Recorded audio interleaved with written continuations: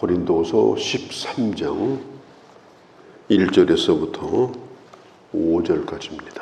오늘 고린도서 마지막 시간입니다. 바울이 고린도 교회를 세 번째 방문하려고 계획을 가지고 있습니다. 그런데 고린도 교회 안에서는 바울이 결코 고린도 교회에 오지 않을 것이다. 편지를 써서 강한 척하지만 우리에게 직접 와서 그렇게 할 만한 우위는 안 된다. 그렇게 말하는 사람들이 있었습니다. 그래서 바울은 이번에는 이렇게 말합니다. 내가 증인을 세워서 공증을 하겠다. 내가 분명히 고린도 교회에 갈 것이다. 결코 오지 않을 거라고 하는 사람들이 있었기 때문입니다. 그래서 오늘 이 마지막 13장에서는 마지막 경고를 합니다.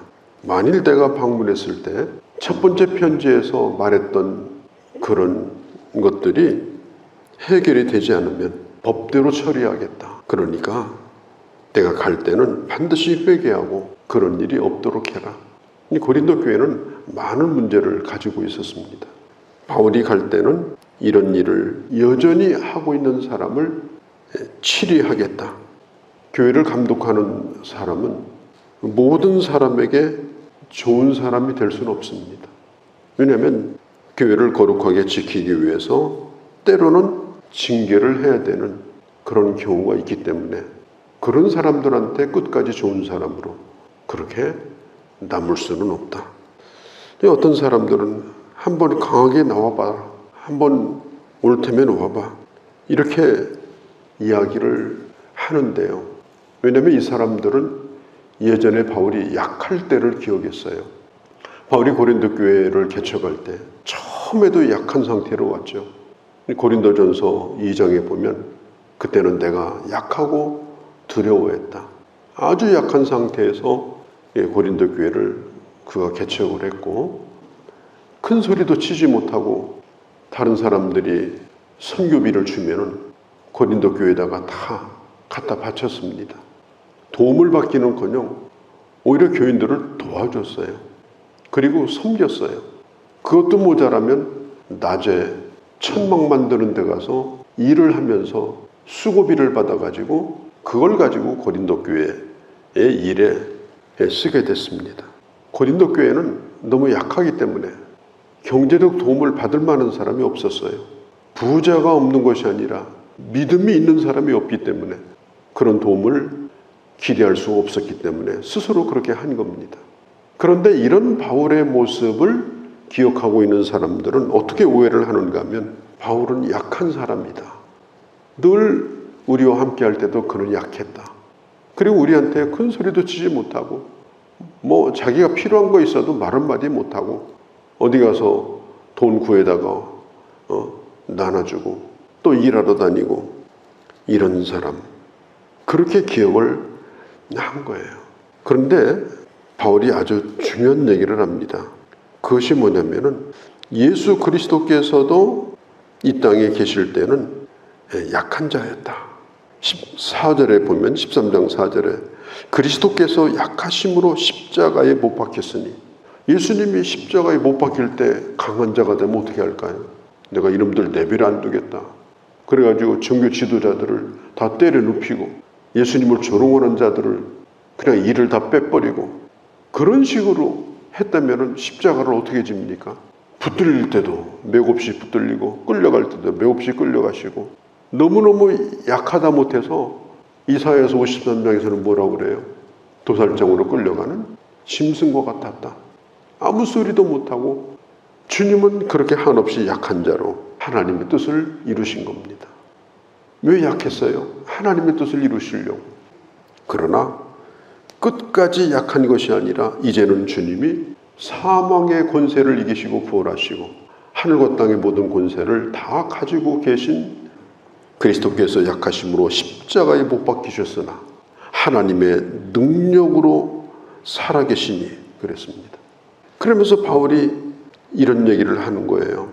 우리도 처음에 당신들을 만나서 교회를 세울 때 우리가 약했던 것은 하나님의 뜻에 순종하려고 약한 거지. 당신들하고 내가 싸우려고 하고 다투려고 하고 그때 부딪히려고 내가 그렇게 하지 않았다. 당신들을 이기려고 할 마음이 나는 없었다. 오로지 나는 섬기려고 했다. 교회를 세우려고 했다. 이번에는 약한 자로 가지는 않을 것이다.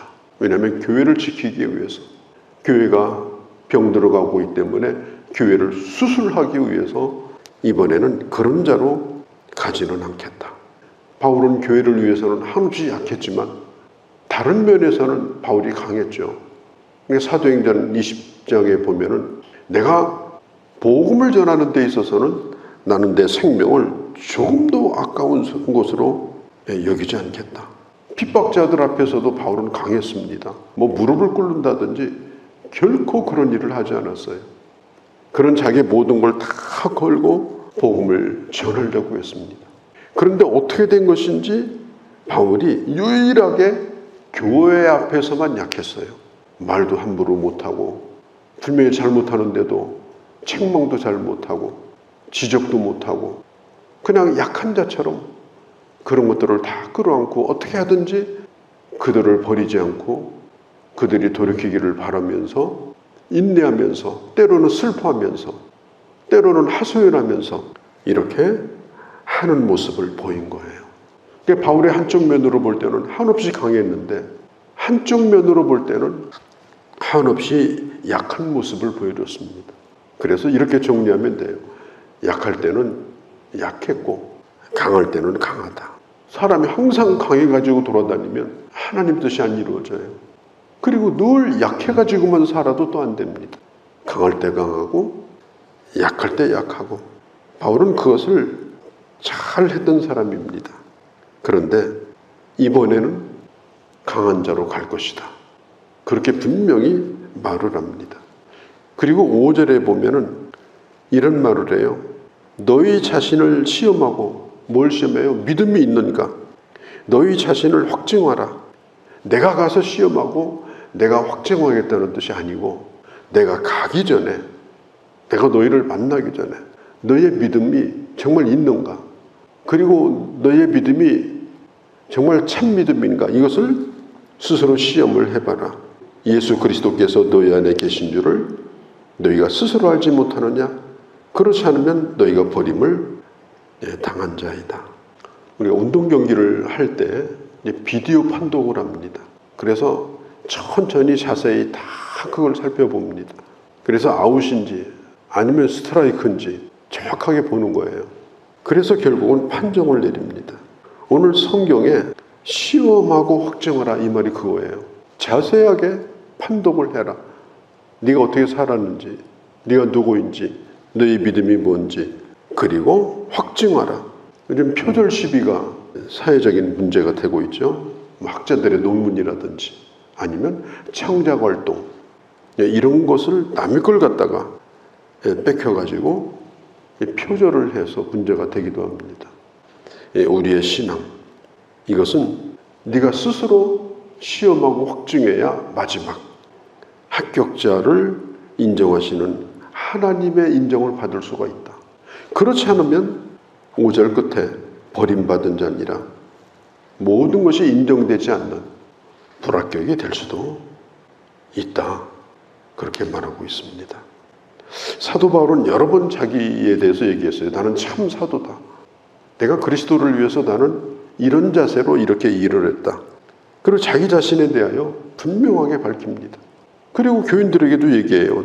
당신들도 한번 당신들 자신을 좀 돌아봐라. 자꾸 비난만 하지 말고. 앉아서 비난하는 것은 쉽지 않느냐. 바울이 어떻고 교회가 어떻고 얼마나 쉽냐. 사람들이 모여 앉으면 자기 얘기는 잘 안 해요. 자기가 어떤 사람인지 밝히지도 않아요.